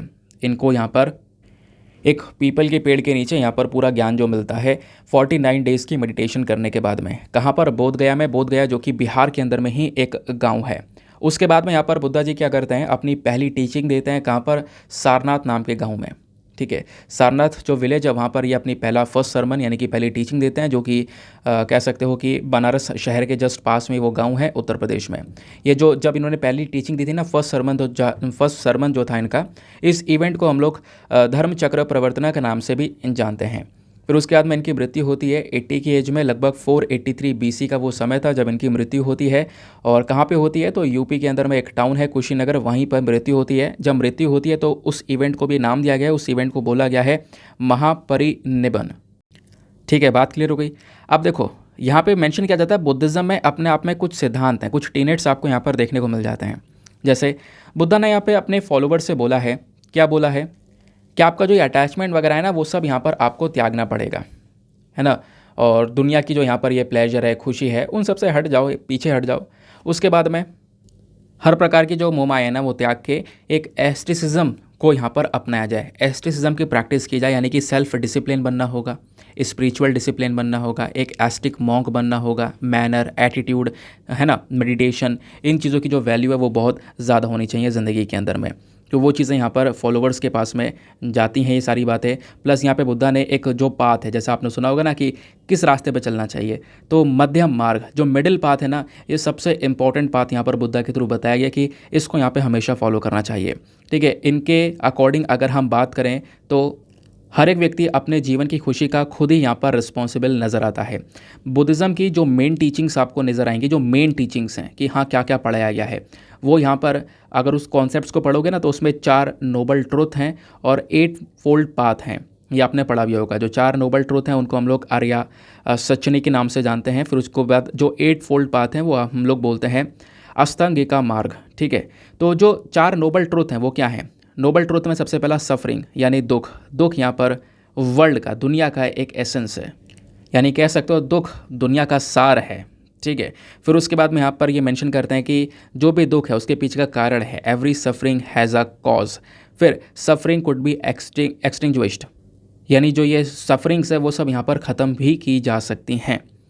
और फिर उसके बाद में ये सब चीज़ें कैसे अचीव की जाएंगी? ये सब चीज़ें अचीव की जाएंगी 8 फोल्ड पाथ को अपना कर, ये 8 रास्तों को अपना कर। वो 8 फोल्ड पाथ में क्या क्या है? तो 8 फोल्ड पाथ में right view, right intention, right speech, right action, right livelihood, right mindfulness, right effort, right concentration, ये यहाँ पर आपको 8 फोल्ड पाथ देखने को मिल जाते हैं, ठीक है। बात क्लियर हो गई। तो जो अल्टीमेट गोल है बुद्धा की टीचिंग का वो है कि निब्बन को यहाँ पर अटेन करना, इसको पाना, जो कि किसी जगह का नाम नहीं है बट एक एक्सपीरियंस है जो कि यहाँ पर ज़िंदगी में पाया जा सकता है। ठीक है, तो ये बात यहाँ पर मेंशन की गई। उसके बाद कुछ और रेलिवेंट पॉइंट्स हैं वो हम लोग पहले समझते हैं। अब जब बात करते हैं बुद्धिज़्म के बारे में, तो बुद्धिज़्म में बहुत सारे मेजर टेक्स्ट भी हैं, है ना। वैसे तो अगर हम बुद्धा की टीचिंग की बात करें तो उन्होंने ओरली यहाँ पर ये सारी बातें बताई हैं, तो बुद्धा की टीचिंग ओरली बोली गई हैं, उन्होंने बोलकर इन चीज़ों के बारे में बताया है ना। 45 साल तक यहाँ पर ये जो टीचिंग्स है वो उन्होंने यहाँ पर दी हैं। लेकिन यहाँ पर जो टीचिंग्स हैं ये सबसे पहली बार इनको दोहराया गया, इनका अभ्यास किया गया सबसे पहली बार फर्स्ट काउंसिल में, है ना। फर्स्ट काउंसिल में यहाँ पर इन टीचिंग्स को वापस से दोहराया गया। और ये जो फर्स्ट काउंसिल में सारी टीचिंग्स थी ना, इनको 3 अलग अलग पितकास में डिवाइड कर दिया गया 483 BC के समय के आसपास। ठीक है, यानी कि जो टीचिंग्स हैं फिर बाद में यहाँ पर लिख भी दी गई। इनको कब लिखा गया? लगभग 25 BC के आसपास पाली में जो है ये सारी टीचिंग्स लिख दी गई थी। ठीक है, ये मैंने आपको यहाँ पर समझाया। तो जो ये बोला जाता है ना कि जो पहला काउंसिल था, पहले काउंसिल में इन सारी टीचिंग्स को दोहराया गया और इनको 3 पितकास में जो है वो डिवाइड कर दिया गया था। वो जो 3 पितकास है वो कौन कौन से हैं? जैसे एक है विनाया पितका, जहाँ पर रूल्स ऑफ कंडक्ट, डिसिप्लिन, इन सब चीज़ों के बारे में यहाँ पर मेंशन किया गया है। फिर दूसरा है यहाँ पर सुत्ता पिटका, जहाँ पर मेन टीचिंग्स बताई गई हैं, है ना। धम्म ऑफ बुद्धा के बारे में यहाँ पर मेंशन किया गया है। और सुत्त पिटका भी जो है अलग अलग 5 निकायाज में जो है अलग अलग 5 कलेक्शन से बटा हुआ है। ये 5 कलेक्शंस के नाम आपको यहाँ पर दिख रहे होंगे। और जो तीसरा पिटका है वो है अभिधम्म पिटका। ये यहाँ पर क्या है? जो टीचिंग्स हैं उनका सिस्टमेटाइजेशन, ठीक है। और जो मॉन्क्स की एक्टिविटी है, स्कॉलर एक्टिविटी, उसके बारे में यहाँ पर ये मेंशन करता है। प्लस इन सब चीज़ों के अलावा भी कुछ इंपॉर्टेंट बुद्धिस्ट टेक्स्ट हैं, जैसे यहाँ पर आप लोग नाम देख पा रहे होंगे, दिव्यवदन, दीपवंसा, महावंसा, फिर उसके बाद में मिलिंदपनह। ऐसे यहाँ पर कुछ और इंपॉर्टेंट बुद्धिस्ट टेक्स्ट भी आपको देखने को मिल जाते हैं। और सबसे इंपॉर्टेंट जिसको लेकर यूपीएससी हमेशा से ही क्वेश्चन पूछता आया है वो है बुद्धिज़्म के अंदर में डिफरेंट स्कूल्स। इसमें कुछ डिफरेंट स्कूल्स भी आपने पढ़ा होगा, महायान, है ना, फिर हिनायन, इन चीज़ों के बारे में पढ़ा होगा। तो चलो आज मैं आपको ये भी बता देता हूँ, आपका पूरा टॉपिक ये कवर हो जाएगा। आपके बुक का जो कल्चर वाला टॉपिक है वो यहाँ पर आपका निपट जाएगा। जब हम लोग बात करते हैं बुद्धिज़्म में अलग अलग डिफरेंट स्कूल्स की, तो यहाँ पर सबसे पहला स्कूल आपको महायान स्कूल देखने को मिलेगा। ठीक है, तो बुद्धिज़्म के जो 2 मेन स्कूल हैं उनमें से एक मेन स्कूल यहाँ पर महायान भी है। ठीक है, ये जो टर्म है महायान, ये एक संस्कृत वर्ड है जिसका मतलब है ग्रेट व्हीकल। ठीक है, क्या मतलब है? Great vehicle. ये बिलीव करते हैं हेवनलीनेस ऑफ बुद्धा में, आइडल वर्शिप में, यानी कि जो मूर्ति पूजा आप कह सकते हो, उन चीज़ों के ऊपर, बुद्धा की जो मूर्ति पूजा है उसके ऊपर ज़्यादा यहाँ पर बिलीव किया जाता है। ये जो महायान स्कूल है कहाँ पे ओरिजिनेट हुआ था? नदर्न इंडिया में, कश्मीर में, और फिर उसके बाद में धीरे धीरे central Asia, east Asia, plus यहाँ पे कुछ साउथ ईस्ट एशिया में ये फैल चुका है। फिर उसके बाद में बुद्धिस्ट स्कूल्स आज के समय पर चाइना, कोरिया, तिब्बत, जापान में हैं, वो सब भी यहाँ पर महायान ट्रेडिशन को बिलोंग करते हैं। महायान के बाद में जो दूसरा स्कूल आता है वो है हिनायन। हिनायन यहाँ पर इसका मतलब होता है लेसर व्हीकल। ये यहाँ पर बिलीव करते हैं बुद्धा की ओरिजिनल टीचिंग्स में, डॉक्ट्रिन ऑफ एल्डर्स में, जो ओरिजिनल टीचिंग्स है बुद्धा की उसमें ज़्यादा बिलीव करते हैं। यहाँ पर कोई आइडल वर्शिप के अंदर बिलीव नहीं करता। ठीक है, तो महायान में तो आइडल वर्शिप में, यानी बुद्धा की जो मूर्ति है उसकी पूजा की जा रही है, उसमें बिलीव किया जा रहा है, बट यहाँ पर कोई इसमें बिलीव नहीं करता। प्लस इनका मकसद है मोक्ष की प्राप्ति करना। कैसे? सेल्फ डिसिप्लिन होकर, मेडिटेशन करके मोक्ष की प्राप्ति के ऊपर मेन फोकस होता है हिनायन स्कूल में। ठीक है, जो थेरावाड़ा है ना, थेरावाड़ा भी बेसिकली यहाँ पर हिनायन का ही एक पर्टिकुलर सेक्शन है, आप लोग ध्यान रखना। अब इसके बाद में नीचे वही आता है थेरावाड़ा। थेरावाड़ा के बारे में अगर हम लोग बात करते हैं तो ये भी बुद्धिज़्म की एक बहुत ज़्यादा पुरानी ब्रांच आपको ये नज़र आती है, और कहीं ना कहीं ये भी बुद्धा की जो ओरिजिनल टीचिंग्स हैं उसी से संबंधित है। क्योंकि मैंने आपको बताया थेरावाड़ा भी बेसिकली एक हिनायन सेक्ट है, तो कहीं ना कहीं हिनायन भी बुद्धा की ओरिजिनल टीचिंग्स को लेकर बात करता है, तो यहाँ पर भी ओरिजिनल टीचिंग्स के ऊपर मेन फोकस किया गया है। नाउ जो ये थेरावाड़ा बुद्धिज़्म है ये श्रीलंका के अंदर डेवलप हुआ और धीरे धीरे करके साउथ ईस्ट एशिया में फैल चुका है। और आज के समय पर जो थेरावाड़ा बुद्धिज़्म है ये एक डोमिनेंट रिलीजन बन चुका है कैम्बोडिया, लाओस, म्यांमार, श्रीलंका और थाईलैंड जैसे देशों में। फिर उसके बाद में आता है एक वज्रायन। वज्रायन जो है इसका मतलब है व्हीकल ऑफ द थंडरबोल्ट। इसको तांत्रिक बुद्धिज़्म भी बोला जाता है। ये जो बुद्धिज़्म स्कूल है ये लगभग इंडिया में 900 सी के आसपास यहाँ पे डेवलप हुआ था, और ये जो है गुप्त एलिमेंट्स के ऊपर बेस्ड है। यहाँ के जो रिचुअल्स हैं, जो नियम हैं इस वाले बुद्धिज़्म के, वो बहुत ज़्यादा कॉम्प्लेक्स है, बहुत मुश्किल आपको देखने को मिल जाते हैं अगर हम बाकी सारे बुद्धिस्ट स्कूल्स से इसको कंपेयर करें तो। फिर लास्ट यहाँ पर आता है जैन। जैन जो है ये भी यहाँ पर एक स्कूल ऑफ महायान बुद्धिज़्म है। ठीक है, महायान जो बुद्धिज़्म हमने महायान ट्रेडिशन पढ़ा था ना, तो उसी का यहाँ पर आपको एक हिस्सा देखने को मिलेगा जैन। ठीक है, तो ये जैन क्या है, एक स्कूल ऑफ महायान बुद्धिज़्म है जो कि चाइना में ओरिजिनेट हुआ था तांग डायनेस्टी के समय में, और धीरे धीरे यहाँ पर ये चाइना के अंदर पूरी तरह से फैल गया और अलग अलग स्कूल्स के अंदर में इसको पढ़ाया जाने लगा। फिर उसके बाद में ये वाला जो बुद्धिज़्म है ये जापान तक पहुंचा 7th सेंचुरी CE के आसपास, और मेडिटेशन एक सबसे इम्पॉर्टेंट फीचर रहा है बुद्धिस्ट ट्रेडिशन का। ठीक है, लमसम यहाँ पे हमारे 8 से 10 मिनट लगे हैं, लेकिन बहुत इंपॉर्टेंट पोर्शन था जिसको आपने कवर किया है। मतलब मैक्सिमम जो इंपॉर्टेंट सी चीज़ें होती हैं वो मैंने आपको बता दी हैं। उसके अलावा भी काफ़ी सारे और भी पॉइंट्स हैं। डिप्लोमेसी के बारे में आप पढ़ते हो जब भी आप किताब पढ़ोगे, है ना, इंडियन कल्चर के ऊपर क्या इम्पैक्ट पड़ा है उसके बारे में बहुत सारी चीज़ें अभी हैं। लेकिन यहाँ पे जो मेन पोर्शन है, ओरिजिन, बुद्धिस्ट टेक्स्ट, उसके बाद में स्कूल्स, वो चीज़ें मैंने आपको बेसिक्स जो चीज़ें वो यहाँ पे बता दी हैं। ठीक है, अगले टॉपिक पर आते हैं। नेक्स्ट जो न्यूज़ है ये बात करता है ओडिशा डिस्ट्रिक्ट के बारे में। तो ओडिशा के डिस्ट्रिक्ट में क्या हुआ है, 2 अलग अलग डिस्ट्रिक्ट्स हैं, केंद्रपारा और साथ ही साथ में जगत सिंहपुर। दोनों जगह पर कुछ बर्ड्स मिली हैं जिनका नाम है पितास। ठीक है, क्या नाम है, पितास। इसको बेसिकली मैंग्रोव पिता के नाम से जानते हैं। ये जो बर्ड्स हैं ये 2 कोस्टल डिस्ट्रिक्ट्स में पाई गई हैं। लगभग 179 के आसपास इस प्रकार की जो बर्ड्स हैं वो देखने को मिली हैं। तो कलेक्शन अपने आप में इंपॉर्टेंट है क्योंकि बहुत मुश्किल से बर्ड्स दिखाई पड़ती हैं। और उससे इंपॉर्टेंट बात, IUCN लिस्ट में इन बर्ड्स को नियर थ्रेटेंड कैटेगरी में कवर किया गया, यानी कि खतरे के जस्ट ये बर्ड्स पास में हैं, लेकिन अच्छी खासी मात्रा में देखने को मिली हैं। अच्छी बात है। ठीक है, तो यहाँ पर बोला जा रहा है। फिर उसके बाद आपको ध्यान में रखना है ये जो बर्ड्स है कहाँ पे पाई जाती हैं, ओडिशा में पाई जाती हैं। ओडिशा के साथ साथ यहाँ पर जो सुंदरबन से वेस्ट बंगाल में, वहाँ पर भी देखने को मिलती हैं। इन मैंग्रोव पिता का जो पहला सेंसस बेसिकली मैंग्रोव के अंदर में ही किया गया था। वहाँ पर इनकी जो संख्या है वो देखने को मिली थी। तो टोटल 179 मैंग्रोव पिता बर्ड्स जो हैं अभी काउंट करी गई हैं। तो आपने इसके बारे में ध्यान में रखना है, इस वजह से चर्चा में है। आर्टिकल खैर ख़त्म नहीं हुआ है अभी। यहाँ पर आप लोग मैंग्रोव पिता जो बर्ड है इसका जो इमेज है वो यहाँ पर देख सकते हो। और कंजर्वेशन स्टेटस मैं आपको बता ही चुका हूँ, IUCN में नियर थ्रेटेंड कैटेगरी में इसको कवर किया गया है। ठीक है, इसके अलावा यहाँ पे आप अगर पढ़ना चाहते हो तो मैंने आपको बता दिया है इंडिया में ये बर्ड कहाँ पे पाई जाती है, और इंडिया के अलावा किसी और कंट्री में पाई जाती है। तो ध्यान रखना बिल्कुल, और भी कंट्रीज़ में ये बर्ड्स जो हैं वो देखने को मिल जाती हैं। इंडिया के अलावा मलेशिया, इंडोनेशिया जैसे देश में भी यहाँ पर ये बर्ड्स, खासकर मैंग्रोव और नीम पाम जो फॉरेस्ट होते हैं वहाँ पर पाई जाती हैं। ठीक है, आगे आते हैं ना दोस्तों, आते हैं एडिटोरियल डिस्कशन में। आज हमारे पास में 3 इंपॉर्टेंट इश्यूज़ हैं। इन इश्यूज़ को आप स्किप कर सकते हो, ये काम के नहीं, क्योंकि हम यहाँ पे पहले भी डिस्कस कर चुके हैं। अरुणाचल प्रदेश में चाइना ने 15 जगह के नाम बदले, ना पहले से डिस्प्यूट क्रिएट करता हुआ आया है, वो उसके बारे में चर्चा की गई है। हम ऑलरेडी काफ़ी बार डिस्कस कर चुके हैं। और उससे इंपॉर्टेंट बात, प्रॉपर मैं आपको नोट्स प्रोवाइड करवा चुका हूँ, वो सबसे इंपॉर्टेंट है। लिखित में आपको डेटा मिल चुका है। तो उसके अलावा हमारे पास में 3 इंपॉर्टेंट इश्यूज़ हैं जिसके ऊपर थोड़ा ज़्यादा फोकस करेंगे। ये टॉपिक है ना, यहाँ पर बात की जा रही है जो हमारी IITs हैं, NITs हैं, यहाँ पर जो बच्चे हैं अपनी जो जान है वो क्यों गंवा दे रहे हैं, है ना, उसके लिए हमें क्या करना चाहिए। प्रॉपर सोल्यूशन यहाँ पर दिया गया राइटर के थ्रू, वो समझेंगे। सूडान अभी चर्चा में है। सूडान के अंदर में जो पूरा इशू है, जो क्राइसिस है, वो हम प्रॉपर डिटेल में एक्सप्लेनेशन करेंगे कि एग्जैक्टली इस सूडान में हो क्या रहा है, क्या क्या दिक्कतें हैं, इसका इम्पैक्ट भारत के ऊपर क्या पड़ेगा।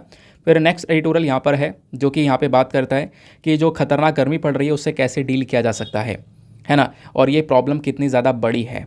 तो पहले हम लोग इसी आर्टिकल से डिस्कशन को स्टार्ट करेंगे, और आज का जो मेंस का क्वेश्चन है वो इसी आर्टिकल के ऊपर बेस्ड होने वाला है।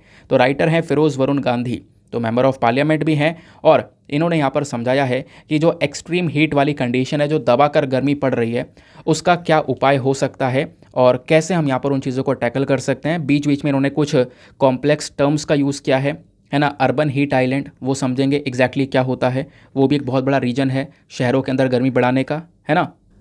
तो कह सकते हो ओवरऑल एक बहुत ज़्यादा काम का आर्टिकल ये हमें नज़र आने वाला है। चलो फिर स्टार्ट करते हैं। चीज़ों को बस खाली सुनते हुए चलना। आर्टिकल पूरा आपकी स्क्रीन के ऊपर लगा दिया गया है। अब मैं आपको एक्सप्लेन करूँगा, बस खाली आप चीज़ों को सुन लेना। बाद में रीड करना चाहो तो आप इसको रीड भी कर सकते हो, क्योंकि हो सकता है आपको ये वीडियो में आर्टिकल सही से क्लियरली ना दिख रहा हो। ठीक है, नंबर 1 पॉइंट से स्टार्ट करते हैं कि राइटर यहाँ पर पहले पैरा में क्या बोलते हैं।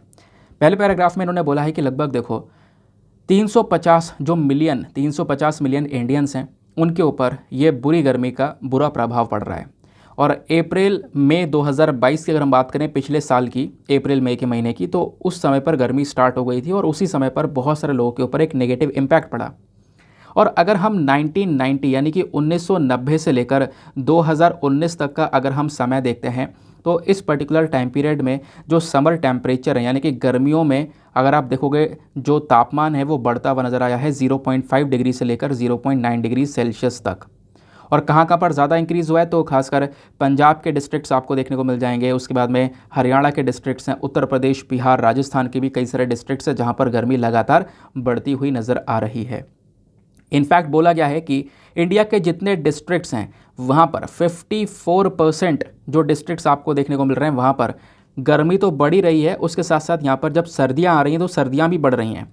यही क्लाइमेट चेंज है ना, यही यहाँ पर चीज़ है, यही सबसे बड़ी प्रॉब्लम है कि गर्मियों में गर्मियाँ बढ़ती चली जा रही हैं और सर्दियों में सर्दियाँ बढ़ती चली जा रही हैं। बट अब की बार तो सर्दी थोड़े समय की रही है, गर्मी बहुत जल्दी आ गई है, ये भी चीज़ यहाँ पे राइटर बोलते हैं कि अभी आप देखोगे सिचुएशन इतनी ख़राब हो चुकी है कि 2021 से लेकर 2050 तक का अगर आप एस्टिमेशन लेकर चलो, एक अनुमान लेकर चलो, तो एक अंदाज़ा बताया जा रहा है कि जो मैक्सिमम टेम्परेचर है वो 2 डिग्री सेल्सियस से लेकर 3.5 डिग्री सेल्सियस तक बढ़ सकता है 100 डिस्ट्रिक्ट्स में इंडिया के अंदर।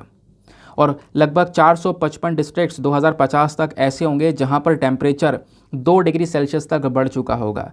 और ऐसे ही यहाँ पर विंटर में भी होने वाला है, सर्दियों में भी यहाँ पर जो टेम्परेचर है वो यहाँ पर इंक्रीज़ होने वाला है, वो यहाँ पर बताया गया। तो प्रॉब्लम यहाँ पर यह है कि आप इंडिया में गांव जब देखोगे तो गांव में इतनी ज़्यादा गर्मी नहीं है जितना यहाँ पर आपको अर्बन एरियाज़ में देखने को मिलेंगे, शहर में गर्मियाँ देखने को मिलेंगी। उसके पीछे का भी रीज़न है, वो रीज़न आगे हम समझेंगे। एक इसके पीछे टर्म आता है अर्बन हीट आइलैंड का, वो मैं आपको आगे समझाऊंगा। तो राइटर ने बोला कि देखो क्लाइमेट चेंज ये प्रॉब्लम है और ये कहीं ना कहीं हमारे वेदर पैटर्न्स के ऊपर एक नेगेटिव इम्पैक्ट डाल रहा है और इसकी चक्कर में प्रॉब्लम्स इतनी आ रही हैं कि आने वाले समय में बहुत ज़्यादा दिक्कत हो सकती है। इवन जो खाना है, जो फूड है, फूड प्रोडक्शन पे एक इम्पैक्ट पड़ सकता है, महंगाई बढ़ सकती है, बहुत बुरे हालात यहाँ पर देखने को मिल सकते हैं। तो ये हुआ पहला पैरा कंप्लीट। उसके बाद में ये मेंशन करते हैं वेदर वेरिएबिलिटी के बारे में, यानी कि देखो जितने भी आपको शहर देखने को मिलेंगे इंडिया में वहाँ पर अर्बन हीट इफ़ेक्ट दिखना शुरू हो चुका है। अर्बन हीट इफ़ेक्ट की वजह से ही वहाँ पर गर्मी सबसे ज़्यादा पड़ रही है। अब सर पहला क्वेश्चन ये आता है कि सर अर्बन हीट इफ़ेक्ट होता क्या है, चलो हम यहाँ पर इसको समझते हैं। ठीक है, यहाँ पर आप इसको देख पाओगे, अर्बन हीट आइलैंड कह लो या अर्बन हीट इफेक्ट कह लो, इसमें होता क्या है ना, शहर वाले एरिया में गर्मी थोड़ी ज़्यादा आपको नज़र आती है। उसके पीछे का रीज़न क्या है कि शहर में ज़्यादा इंफ्रास्ट्रक्चर नज़र आएगा, बिल्डिंग्स, रोड्स, ज़्यादा इंफ्रास्ट्रक्चर है, लोड ज़्यादा हो रहा है। इंफ्रास्ट्रक्चर आप देखोगे जो बिल्डिंग्स हैं वो सब बनाई जा रही हैं कंक्रीट की, और वो जो कंक्रीट है वो कंक्रीट क्या करता है, सूरज की गर्मी को सब अपने आप में सोख लेता है और वो गर्मी कहीं से इधर उधर निकल नहीं पाती, तो वो क्या होती है, शहर के अंदर गर्मी जमा होती रहती है। इस चक्कर में टेम्परेचर सारा का सारा यहाँ पर शहर के अंदर रुक सा जाता है, ट्रैप हो जाता है वहीं पर। ठीक है, तो मैंने आपको बताया कि जो शहर हैं वहाँ पे गर्मी इतनी ज़्यादा क्यों है गाँव से, ये हमने डिस्कस किया। तो गांव के अंदर में आप देख पाओगे बहुत सारी फैसिलिटीज़ हैं, प्लांट्स हैं, ट्रीज़ हैं, फॉरेस्ट हैं, बहुत कुछ आपको देखने को मिलेगा। उस चक्कर में टेम्परेचर थोड़ा मेंटेन हो जाता है। लेकिन शहरों में ना कहीं पर पेड़ नज़र आएगा, ना कहीं पर जंगल नज़र आएंगे, है ना, तो ये प्रॉब्लम्स यहाँ पे ज़्यादा बढ़ जाती हैं। बात क्लियर हो गई। फिर उसके बाद में शहरों में जो कंस्ट्रक्शन है वो बहुत तेज़ी से बढ़ रहा है, स्ट्रक्चर्स बढ़ रहे हैं, रोड्स, पार्किंग स्पेस, पेवमेंट, बहुत तेज़ी से कंस्ट्रक्शन बढ़ता चले जा रहा है। ब्लैक और डार्क कलर मटेरियल का बहुत ज़्यादा यूज़ हो रहा है और ब्लैक और डार्क कलर मटेरियल क्या करता है, गर्मी को यानी सन की रेस को अपने आप में एब्जॉर्ब करना स्टार्ट करता है और एब्जॉर्ब करता रहता है। इससे गर्मी नीचे बढ़ती रहती है। ठीक है, तो वो चीज़ यहाँ पर सबसे बुरा प्रभाव डाल रही है, जिसको हम लोग बोलते हैं अर्बन हीट आइलैंड। ठीक है, इसके पीछे का रीज़न कंस्ट्रक्शन बहुत होना, डार्क चीज़ों का ज़्यादा इस्तेमाल करना। इवन लोग आज के समय पर एसी वगैरह यूज़ कर रहे हैं और एसी का यूज़ बढ़ चुका है। और एसी का यूज़ जो बढ़ जाता है ना, उसके पीछे का जो डब्बा होता है वो आप घर के बाहर लगा देते हो, घर के बाहर लगा दिया जाता है, तो उससे भी यहाँ पर जो गर्मी रिलीज़ होती है वो आज के समय पर बढ़ चुकी है पहले के मुकाबले, है ना, तो वो भी कहीं ना कहीं एक बुरा असर डालती है। तो अर्बन हीट आइलैंड इम्पैक्ट क्या है वो आपको समझ में आ गया।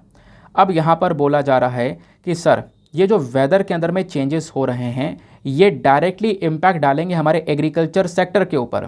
प्रॉब्लम यह है कि अगर ज़्यादा गर्मी पड़ जाए तो इससे क्या होगा, एग्रीकल्चर सेक्टर में काफ़ी सारा लॉस देखने को मिलेगा। और सही बात है, फसलें यहाँ पर सही से ग्रो नहीं कर पाएंगी, सूखा पड़ने लगेगा।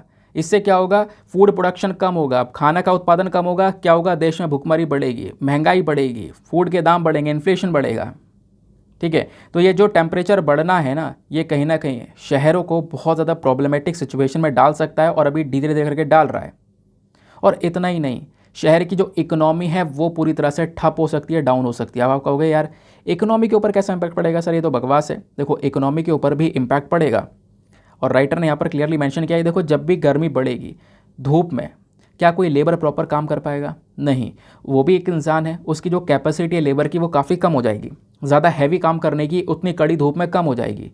हीट एक्सपोजर में बोला जाता है, स्टडीज़ प्रूव कर चुकी हैं कि जितने भी लेबरर्स हैं वो सब यहाँ पर कह सकते हो 162 आवर्स पर ईयर के हिसाब से उनका लॉस होता है। वो यहाँ पर मतलब इतना काम नहीं कर पाते, उनकी कैपेसिटी कम हो जाती है गर्मियों में। और टेम्परेचर जब बढ़ता है तो लेबर की प्रोडक्टिविटी के ऊपर डायरेक्टली असर पड़ता है, और इससे क्या होगा कि इंडिया की ज़्यादा से ज़्यादा जो लेबर है वो गर्मी में प्रॉपर काम नहीं कर पाएगी, उनके काम करने के जो घंटे हैं वो कम हो जाएंगे। घंटे कम हो जाएंगे तो इसका डायरेक्टली इम्पैक्ट इकोनॉमी के ऊपर आपको देखने को मिलेगा। बहुत सारे फार्मर्स, लेबरर्स, सभी लोग यहाँ पर काम कर रहे हैं, सभी का योगदान बहुत बड़ा है देश की इकोनॉमी को बढ़ाने में। इवन जो गिग इकोनॉमी वर्कर्स हैं, इवन यहाँ पर आपने देखा होगा जो डिलीवरी बॉयज़ वगैरह हैं, है ना, जो ऑनलाइन प्लेटफॉर्म्स पर काम कर रहे हैं, उनके ऊपर भी एक नेगेटिव इम्पैक्ट पड़ता हुआ नज़र आता है। बात क्लियर हो गई। फिर राइटर बोलता है कि अब यहाँ पर इस प्रॉब्लम का उपाय क्या हो सकता है, क्या सोल्यूशन हो सकता है। सोल्यूशन है एकमात्र सोल्यूशन ग्रीनिंग। ग्रीनिंग आप समझ गए होंगे, यानी कि पेड़ पौधों को लगाना। अभी जो ग्रीनिंग है यही यहाँ पर इंडिया की इस प्रॉब्लम की मदद कर सकता है। होता यहाँ पर यह है कि जितने भी अर्बन सिटीज़न हैं, शहर में जितने भी लोग हैं, वो इतना पेड़ को और इन सब चीज़ों को यहाँ पर बकवास मानते हैं, वो ज़्यादा पढ़े लिखे लोग आपको देखने को मिलते हैं। तो बहुत सारा यहाँ पे मतलब कि बहुत सारे लोग ऐसे हैं ना जो कि विश्वास ही नहीं मानते, यार अरे टेम्परेचर अपने आप में एब्जॉर्ब कर लेगा, टेम्परेचर सारी मतलब प्रकृति है, सब चीज़ अपने हिसाब से यहाँ पर चला लेगी। देखा सर यार होता नहीं है, यहाँ पे आपने भी कुछ ना कुछ करना पड़ेगा, तभी वो जो नेचर है वो हमें सपोर्ट करेगा। बहुत सारी जो अर्बन लोकेलिटीज़ आपको देखने को मिलेंगे शहर के अंदर में, वहाँ पर बहुत मुश्किल से कोई कोई शहर होगा जहाँ पर आपको थोड़े बहुत पेड़ देखने को मिल जाएंगे, अदरवाइज़ शहरों के अंदर पेड़ तो ख़त्म ही हो चुके हैं पूरी तरह से। पार्क्स वगैरह ख़त्म हो चुके हैं, थोड़े बहुत मात्रा में आपको यहाँ पर पार्क्स थोड़े बहुत नज़र आ जाते हैं, वो यहाँ पर बोला गया। तो उन अर्बन फॉरेस्ट को, नाम ही उनका अर्बन फॉरेस्ट है, शहर के अंदर जो यहाँ पे पेड़ वगैरह है उनकी डेंसिटी को बढ़ाना होगा, प्लांटिंग करनी पड़ेगी। वेटलैंड्स जो हैं वो सुखा दिए गए हैं, जो लेक हैं, झील हैं, उनको पार्ट पार्ट पे उनके ऊपर मिट्टी भर कर वहाँ पे घर बन गए, कंस्ट्रक्शन हो गया है। जो पॉन्ड से लेक्स उनको सबको बंद करके यहाँ पे कंस्ट्रक्शन कर दिया गया है। तो उन चीज़ों को एक्सपैंड करना होगा। जितने भी यहाँ पर आपके पॉन्ड्स ख़त्म कर दिए आपने, वो दूसरी जगह पर बनाने पड़ेंगे, या पॉन्ड्स पूरी तरह से डेड हो चुके हैं उनको वापस से रिवाइव करना होगा। तभी यहाँ पे इस अर्बन हीट को रोका जा सकता है, कंट्रोल किया जा सकता है। ठीक है, और ये एक मेन पॉइंट है। फिर उसके बाद में राइटर बोलते हैं कि हमें इस अर्बन हीट आइलैंड के इफ़ेक्ट को रिड्यूस करना ही होगा, कम करना ही होगा, नहीं तो फिर क्या इम्पैक्ट पड़ेगा वो मैंने आपको यहाँ पर समझाया। फिर उसके बाद में एक चीज़ और बोली जाती है कि इसको हम कैसे कम कर सकते हैं। आपने देखो बहुत सारा इंफ्रास्ट्रक्चर वगैरह बनाया जा रहा है, तो उस इंफ्रास्ट्रक्चर में आप ऐसी चीज़ों का यूज़ करो जो कि यहाँ पर ज़्यादा हीट को ट्रैप ना करें, ज़्यादा हीट को यहाँ पर पकड़ के ना रखें। प्लस जो एंथ्रोपोजेनिक हीट एमिशंस हो रहे हैं, यानी कि इंसानी के थ्रू, मतलब इंसान जो लगातार गर्मी जो है ये क्रिएट कर रहा है ना, लगातार पोल्यूशन कर रहा है, हीट एमिशंस जो उनके थ्रू बनाए जा रहे हैं उसको भी थोड़ा कंट्रोल करना होगा। प्लस अपने घर में क्लीनर फ्यूल वगैरह का इस्तेमाल करो, जो कुकिंग फ्यूल्स हैं उनका यूज़ करो, गैस वगैरह का यूज़ करो, क्योंकि लकड़ी वगैरह जलाकर भी यहाँ पर क्या किया जा रहा है, बहुत सारे जगह में जो है पोल्यूशन बहुत ज़्यादा हो रहा है। ठीक है, तो ये चीज़ें यहाँ पर हैं। फिर उसके बाद में एक मेन फोकस इन्होंने राइटर ने मेंशन किया है कि आप चंडीगढ़, जो चंडीगढ़ है ना उसका डिज़ाइन देखो। चंडीगढ़ का डिज़ाइन अपने आप में एक बेहतरीन डिज़ाइन है। ये जो पूरा शहर है इसको सेटअप किया गया है शिवालिक के फुट हिल्स में, तो दो नदियों के बीच में यहाँ पर शहर पूरी तरह से सेटअप है। एक नेचुरल ग्रीन बेल्ट बनी हुई है यहाँ पर, जो आम के पेड़ हैं उसकी पूरी एक ग्रीन बेल्ट यहाँ पर बनी हुई है पूरे शहर के किनारे किनारे। और यहाँ पर कह सकते हो शहर के किनारे किनारे जब ये बेल्ट बनी हुई है ना, तो इस शहर को वो इंडस्ट्रियल एरिया से अलग कर देता है, पूरे इंडस्ट्रियल एरिया से बाहर कर देता है। तो ये कहीं ना कहीं बहुत बेहतरीन सी चीज़ें यहाँ पे कॉन्सेप्ट्स हैं जो हमारे पास में ऑलरेडी हैं, बट हम इसको इम्प्लीमेंट नहीं कर रहे हैं, वो यहाँ पर मेंशन किया गया। ठीक है, तो यही करना होगा कि देखो अभी यहाँ पर जो मटेरियल है उसमें आप जो मॉडर्न कंस्ट्रक्शन मटेरियल है आप उसका यूज़ कर सकते हो, जो कि यहाँ पे हीट को ट्रैप ना करे, अपने आप में गर्मी को भर के ना रखे। शहर के अंदर नए नए पार्क्स बनाए जा सकते हैं, जो लेक्स वगैरह हैं उनको यहाँ पर वापस रिवाइव किया जा सकता है। यही कुछ काम हम लोग आराम से कर पाएंगे। उसके बाद में कुछ और मेजर्स भी हैं जो कि राइटर बोलते हैं कि हमें ये और काम करना चाहिए, जैसे पब्लिक ट्रांसपोर्टेशन का ज़्यादा यूज़ करो। आजकल क्या हो रहा है ना, लोग जिम में, सही बता रहा हूँ, ऐसा भी देखने को मिलता है, लोग कार से जिम जा रहे हैं और जिम जा रहे हैं कार से, किस चीज़ के लिए? साइकिल चलाने के लिए। और ऐसा हो रहा है अब, मतलब जिम जरा सा पास में ही है, उसके बावजूद भी यहाँ पर लोग जो है क्या कर रहे हैं? साइकिल से जा रहे हैं, वो सॉरी अपनी व्हीकल से जा रहे हैं, पर्सनल व्हीकल से। छोटा काम भी होगा, घर के बाहर जस्ट पास में जाना है, कुछ सामान लेने के लिए जाना है, अगेन मोटरसाइकिल, स्कूटी, बाइक जो है उसका यूज़ किया जा रहा है ना। अब यहाँ पर बोला ये जा रहा है कि देखो, इंसान अगर पब्लिक ट्रांसपोर्टेशन का ज़्यादा यूज़ करेगा तो इससे पोल्यूशन कम होगा, क्योंकि पर्सनल व्हीकल का जो यूज़ है वो काफ़ी कम हो जाएगा। अब पर्सनल व्हीकल का यूज़ कम हो जाएगा, पोल्यूशन अपने आप कम होने लगेगा। प्लस शहरों में जो लैंडफिल है, लगातार कूड़े का जो पूरा पहाड़ बना दिया जाता है ना, काफ़ी सारी जगह पर आप देख पाओगे कूड़ों का पहाड़ इकट्ठा कर दिया जाता है, तो उसमें से बहुत सारा जो मीथेन है वो निकलता है, और वो मीथेन की वजह से कहीं ना कहीं उन कूड़ों के पहाड़ में आग भी लग जाती है। तो वो चीज़ें हमें थोड़ी सी टैकल करनी होंगी। जो कूड़ा है वो भी मैनेज करना होगा, और वेस्टेज जो है वो लोगों को घरों में अपने आप में सेग्रीगेट करना होगा, बांटना होगा।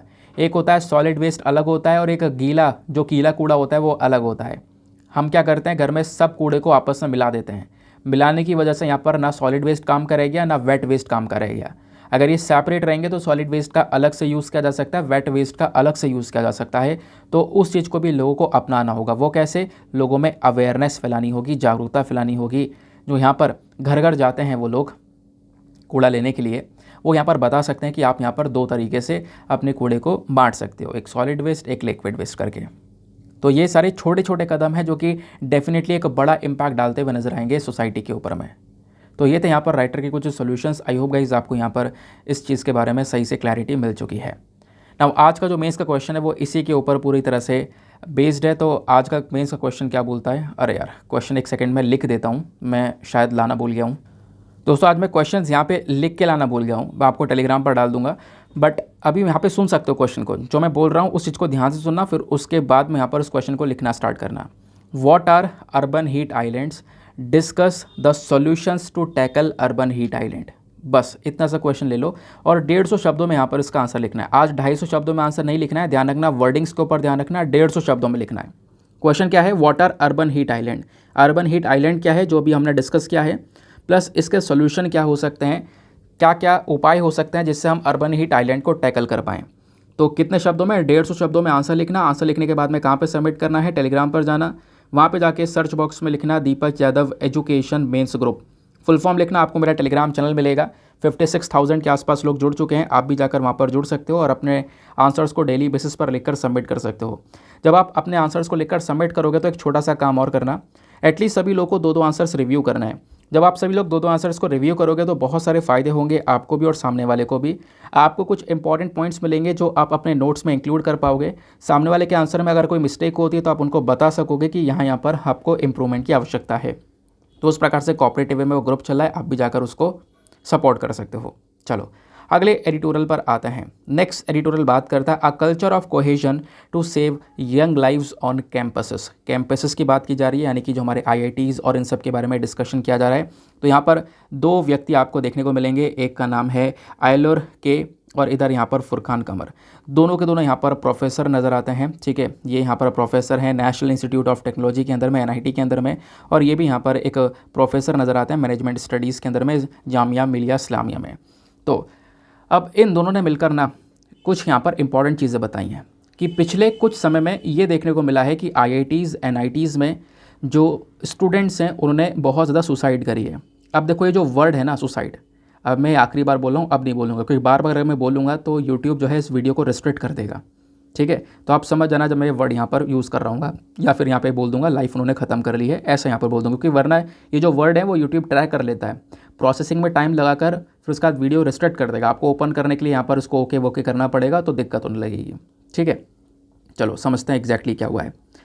तो राइटर बोलते हैं कि देखो न्यूज़पेपर रिपोर्ट्स के अकॉर्डिंग अगर हम बात करें तो बहुत सारे जो यंग स्टूडेंट्स हैं जिन्होंने बहुत ज़्यादा डिस्टर्ब होकर अपनी लाइफ में परेशान होकर कुछ गलत कदम उठाए। 2018 से लेकर 2013 के बीच में अगर आप देखते हो तो लगभग हर 5 साल में, कब से 2018 से लेकर 2023 के बीच में, मतलब हर कुछ समय में यहाँ पर क्या नज़र आया है कि 61 स्टूडेंट्स के आसपास यहाँ पर जो लोग हैं उन्होंने अपनी लाइफ ख़त्म कर दी है, ठीक है। इंडियन इंस्टीट्यूट ऑफ टेक्नोलॉजी में जो हमारे आईआईटीज़ हैं उसमें लगभग 33 ऐसे केसेस देखने को मिले हैं, एनआईटी से 24, आईआईएम से 4 केसेस देखने को मिले हैं। और अगर 2014 से लेकर 2021 के बीच का टाइम पीरियड देखोगे तो ऐसे 122 केसेस और नज़र आए हैं, ठीक है, जो कि यहाँ पर अलग अलग और दूसरे हायर एजुकेशन इंस्टीट्यूशन के केसेस हैं। और इन दोनों ही केसेस में जब आप लोग देखते हो तो ज़्यादातर जो स्टूडेंट्स हैं जिन्होंने अपनी लाइफ ख़त्म की है वो शेड्यूल कास्ट से हैं, शेड्यूल ट्राइब से हैं, ओबीसी से हैं या इकोनॉमिकली वीकर सेक्शन से हैं। इन कैटेगरीज से वो व्यक्ति नज़र आते हैं, ऐसा यहाँ पर बोला गया। सबसे इंपॉर्टेंट चीज़ क्या है कि वो लाइफ में सफ़र कर रहे थे, लाइफ में डिस्टर्ब थे, उनका डिस्टर्बेंस यहाँ पर मैनेज नहीं किया गया। उनका डिस्टर्बेंस, उनकी प्रॉब्लम सुनकर उनको एक सोल्यूशन दे दिया जाता, उनको कुछ उपाय सुलझा दिया जाता तो शायद यहाँ पर उन बच्चों की जान बचाई जा सकती थी, ठीक है। अब उसके बाद में राइटर आगे आते हैं, फिर इन्होंने यहाँ पर मेंशन किया कि देखो फैक्ट क्या है। फैक्ट यहाँ पर यह है कि जो ये कैंपस है ना, ये लंबे समय से बहुत बिजी हो चुके हैं, इतने बिजी हो चुके हैं कि इन्होंने बच्चों के ऊपर प्रॉपर फोकस करना छोड़ दिया है। और बच्चों को यहाँ पर जो फैमिली सपोर्ट मिलता है उसमें भी आजकल बहुत प्रॉब्लम्स यहाँ पे नज़र आ रही हैं। पेरेंट्स जो हैं वो काम कर रहे हैं, वो यहाँ पर बच्चों को प्रॉपरली पेरेंटिंग नहीं दे पा रहे हैं, है ना। तो ये पहले क्या होता था, पहले यहाँ पर पूरी जॉइंट फैमिली हुआ करती थी, एक नई व्यक्ति है तो यहाँ पर दूसरा व्यक्ति बच्चों को सिखा रहा है चीज़ें। आजकल यहाँ पर बच्चा शुरू से ही अकेला रह रहा है और इससे क्या होता है, इमोशनल डिस्ट्रेस आने शुरू हो जाते हैं। और ये जो साइन है ये यहाँ पर फिर किसी को नज़र नहीं आता, इमोशनल डिस्ट्रेस किसी को दिखाई नहीं दे रहा है, कोई यहाँ पर पहचान नहीं रहा है, ठीक है। और इससे यहाँ पर जो सिचुएशन है, ये सिचुएशन कहीं ना कहीं घर से ही शुरू हो रही है। फिर जो ये स्टूडेंट्स हैं वो इस डिस्ट्रेस में बार बार फंसते रहते हैं। तो बस खाली उनको एक मेन एडवाइस ये दी जाती है कि वो अपने फैमिली के साथ में थोड़ा सा टाइम स्पेंड करें, क्योंकि ये रियलिटी, आप फैमिली के साथ में थोड़ा टाइम स्पेंड करते हो, काफ़ी सारी चीज़ें उन्हें बताते हो, वो आपको बताते हैं, आप खुल जाते हो थोड़ा सा, है ना। और इससे यहाँ पर लाइफ में बहुत सारे सोल्यूशंस भी आने लगते हैं। आप ये चलो खुलकर पूछ लेते हो कि यार मम्मी ये करना चाहिए, है ना, ये ऐसे हो गया, तो ऐसा करना चाहिए। मेरा खुद पर्सनल एक्सपीरियंस है। फैमिलीज़ के साथ में आप टाइम स्पेंड करोगे, बहुत ज़्यादा हेल्प मिलेगी ज़िंदगी में आगे बढ़ने के लिए। फिर उसके बाद में जो हमारे इंस्टीट्यूशंस हैं, हायर एजुकेशन जो सिस्टम आपको देखने को मिलेगा हमारे देश में, वो कहीं ना कहीं कह सकते हो कि आजकल कम्युनिकेट नहीं करता है स्टूडेंट्स के साथ में। जो बच्चों के सीनियर टीचर्स आपको नज़र आते हैं, वो सीनियर टीचर्स का और बच्चों का जो कनेक्शन है वो इतना अच्छा कनेक्शन नहीं देखने को मिलता है ना। इवन यहाँ पर बोला जा रहा है कि जो क्लासरूम इंटरेक्शंस हैं, यानी क्लासरूम में जो बातचीत की जा रही है आजकल बच्चों से, वो क्लासरूम इंटरेक्शन केवल और केवल कहाँ तक सीमित है कि बच्चों आपको मेहनत करनी है, हार्ड वर्क करना है, पढ़ाई करनी है, 10 घंटे पढ़ना है, 15 घंटे पढ़ना है और यहाँ पर ये अचीव करना है, वो अचीव करना है, बस क्लासरूम इंटरेक्शन यहीं तक है। टीचर्स जो हैं वो यहाँ पर, टीचर्स को प्रॉपर आजकल एक्सपर्टीज़ भी नहीं है, मतलब ज़्यादा टीचर्स जो इन इंस्टीट्यूशंस में नज़र आते हैं उनको एक्सपर्टीज़ भी नहीं कि वो बच्चे की दिक्कत को समझ सकें, है ना। बस खाली यहाँ पर उनको इस कंपटीशन की दौड़ में दौड़ाया जा रहा है। तो ये कहीं ना कहीं एक प्रॉब्लमेटिक चीज़ भी आपको समझना होगा, क्योंकि एक इमोशनल डिस्ट्रेस अपने आप में एक ऐसी चीज़ है जो कि यहाँ पर बच्चा चाह कर भी उसको नहीं हटा सकता, ठीक है। अब क्या हुआ, वो इसी डिस्ट्रेस में, इसी परेशानी में है, टीचर के साइड से कोई सपोर्ट नहीं मिला, कॉलेज कोई सपोर्ट कर नहीं रहा है, वो बस खाली यहाँ पर और प्रेशर ही बना रहे हैं। तो उस बच्चे को यहाँ पर कोई भी प्रिवेंटिव मेजर मिला नहीं कि यार मैं कैसे इन चीज़ों से निकल सकूँ। और फिर उसके बाद में उसका कोई ना कोई एक्शन हो जाता है, एक्शन ले लिया जाता है उस बच्चे के थ्रू। फिर उसके बाद यहाँ पर हम चीज़ों को समझते हैं कि हाँ यार एग्जैक्टली ये हुआ। ज़्यादातर जो कैंपस के अंदर में सुसाइड्स आपको नज़र आ रही है ना, राइटर ने उसके बारे में कुछ रीजंस बताएं। रीज़न क्या बताएं? सबसे पहला जो रीज़न है वो है एकेडमिक प्रेशर। स्कूल कॉलेज के साइड से जो प्रेशर है वो वाकई में बहुत प्रेशर बढ़ चुका है। फैमिली के सर्कमस्टांसेस, पर्सनल रीज़न बच्चों के, उसके बाद में जो स्ट्रेस है, फाइनेंशियल डिस्ट्रेस है, कास्ट बेस्ड डिस्क्रिमिनेशन है, उसके बाद में यहाँ पर अलग अलग प्रकार के हैरेसमेंट हो रहे हैं। तो ये सबसे बड़ा कारण है यहाँ पर बच्चों के लिए जिनकी यहाँ पर लाइफ गई है।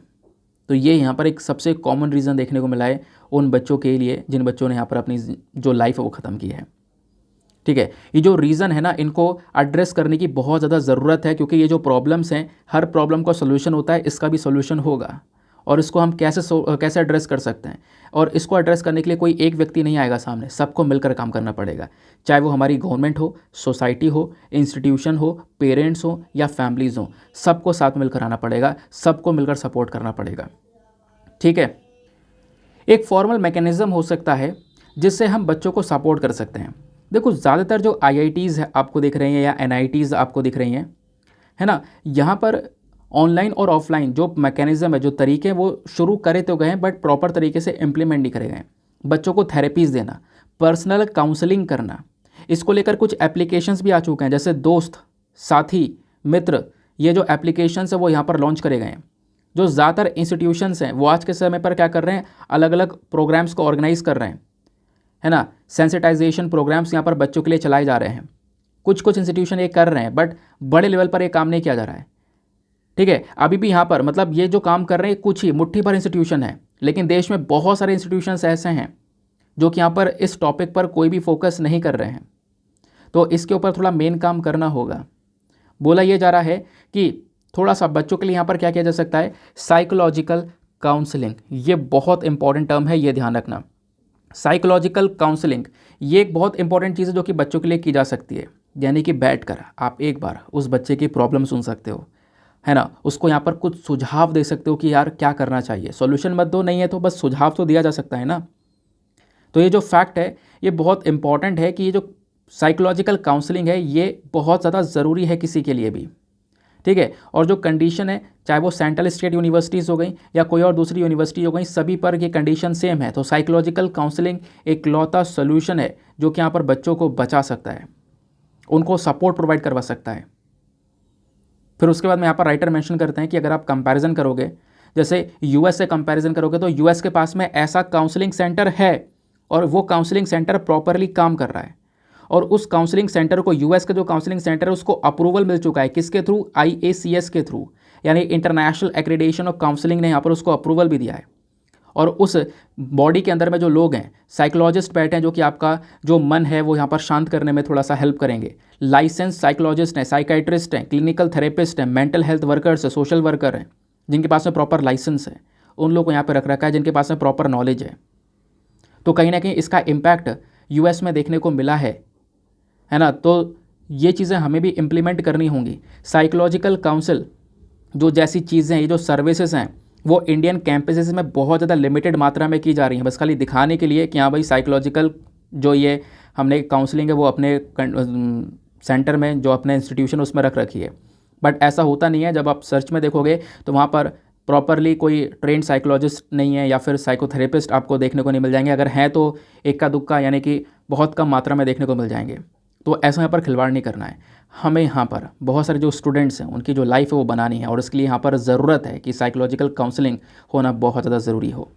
क्योंकि यहाँ पर जो एक काउंसलिंग है, ये जो थेरेपीज़ हैं, यही एक ऐसी चीज़ है जो कि बच्चों को यहाँ पर लाइन पर लेकर आ सकती है सीधा, और उनको मजबूत कर सकती है, ज़िंदगी में आगे कुछ बढ़ा सकती है। क्योंकि यहाँ पर ये जो ऑप्शन है अपना लाइफ ख़त्म कर देना, ये कोई यहाँ पर उपाय नहीं है, कोई सोल्यूशन नहीं है, ठीक है। प्लस यहाँ पे कुछ और दिक्कतें हैं सेंटर्स, यानी कि हमारे यूनिवर्सिटीज़ में, उन दिक्कतों को भी सॉल्व करना होगा। वो दिक्कतें क्या है, एकेडमिक प्रेशर थोड़ा कम करो। हमेशा यहाँ पर जो गुड मार्क्स हैं उसके पीछे यहाँ पर बच्चों को आप जुड़ा रखो, प्रेशर बनाए रखो। प्रेशर हेल्प नहीं करेगा बच्चे की, ठीक है। आपके कैंपस में अगर कोई प्रॉब्लम है ना, या फिर कह सकते हो कि रिजर्वेशन, एडमिशन में रिजर्वेशन को लेकर काफ़ी इश्यूज़ हैं, या जो फ़ीस की पॉलिसीज़ हैं वो सभी लोगों के लिए अलग हैं, तो ऐसे जो प्रॉब्लम्स हैं इसको यहाँ पर थोड़ा सा टैकल करना होगा, और बच्चों को सुझाव देने होंगे। पहली बात, उनको सोल्यूशन देना होगा कि एग्जैक्टली क्या हो सकता है, क्या करना चाहिए। समझ गए ना।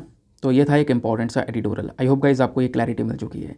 एक आर्टिकल ये भी है। अब यार देखो, मैं सोच रहा हूँ ना ये आर्टिकल मैं आपके साथ में कल डिस्कस करूँ, क्योंकि इस आर्टिकल में एक प्रॉपर टाइमिंग चाहिए होगा, कम से कम 15 मिनट चाहिए इसको समझाने के लिए, सूडान की ट्रेजेडी के बारे में। खैर इंडिया के साथ में इतना लिंक नहीं है, आर्टिकल का इंपॉर्टेंस भी कम है, मतलब फिर भी है आर्टिकल इंपॉर्टेंट, क्योंकि लंबे समय से चर्चा में है। तो मैं इस आर्टिकल को कल एक्सप्लेन करूँगा।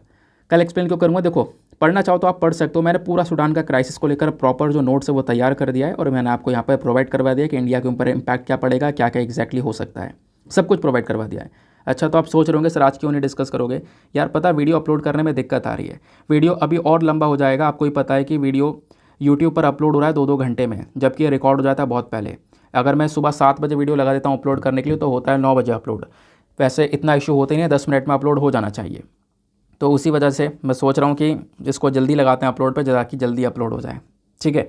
चलो कोई बात नहीं, कल डिस्कस कर लेंगे, कोई प्रॉब्लम वाली बात नहीं है। कोई यहाँ पर आपको परेशान होने की ज़रूरत नहीं। आज ये आर्टिकल डिस्कस नहीं किया, कल आपको मिल जाएगा। ये आप लोगों का चैनल है, आप लोगों की चैनल आप लोगों की वजह से यहाँ पर आगे ग्रो कर रहा है, ठीक है। तो इतना विश्वास जैसे अभी तक बना के रखा है बनाए रखो। आर्टिकल जो जो इंपॉर्टेंट होते हैं वो सब कुछ मेरी कवर करने की जिम्मेदारी है, ठीक है।